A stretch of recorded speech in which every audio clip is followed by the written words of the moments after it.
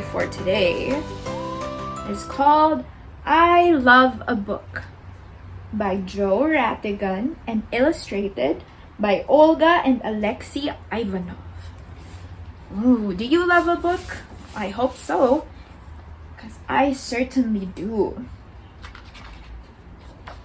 I love a book. Now let's take a look first at this first illustration.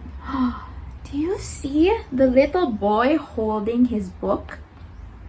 And if you take a closer look, I don't just see books on the picture. I see lots of other magical and wonderful things too.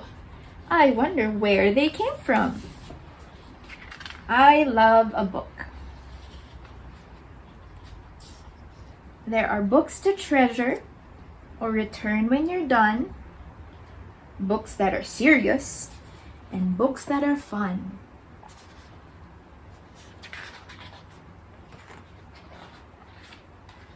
I love a book. I'm gonna bring this closer so you can take a look at the book that he's got. Would you look at that? Look at all the magical things coming out of his book. On the cover of one book, I see what looks like an exciting mystery. There is a ship, but where's the crew? There's only one thing for me to do.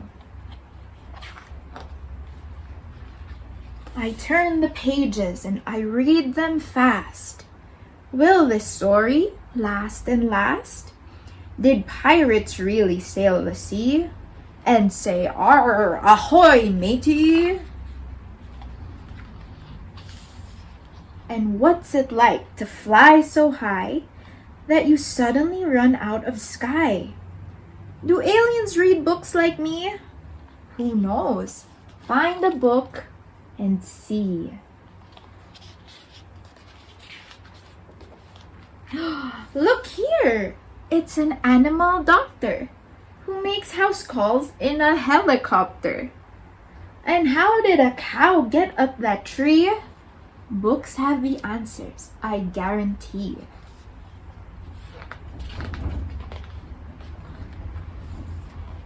Take a peek and have a look. Wonders abound when you open a book. Robots with top hats up in the clouds.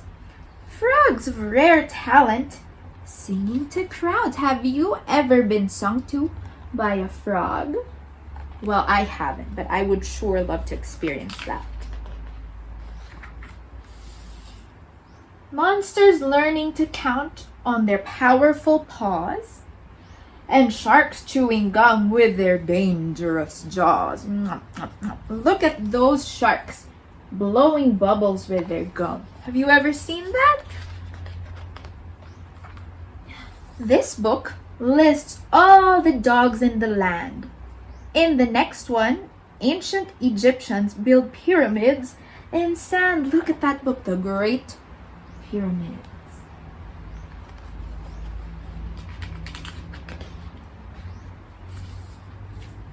Each book is like a magical net that captures stories so we never forget. Up on the shelves, the books stand by, waiting for us so their ideas can fly.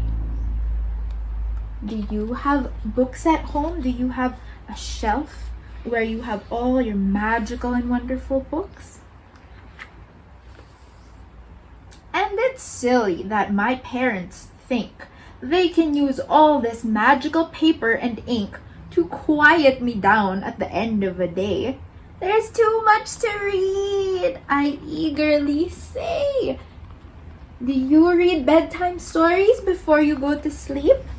And do they help you to feel calm, or do they make you even more excited like the boy in our story? Then just before bedtime, when day turns to night, I plead just one more book before you turn off that light. Tonight I am lucky. We read 3 or 4. And if I hadn't fallen asleep, we would have read more. Look, there he is, fast asleep after reading. 3 or 4 books. That's a lot. The end. How many books did you read before you went to bed? I love a book.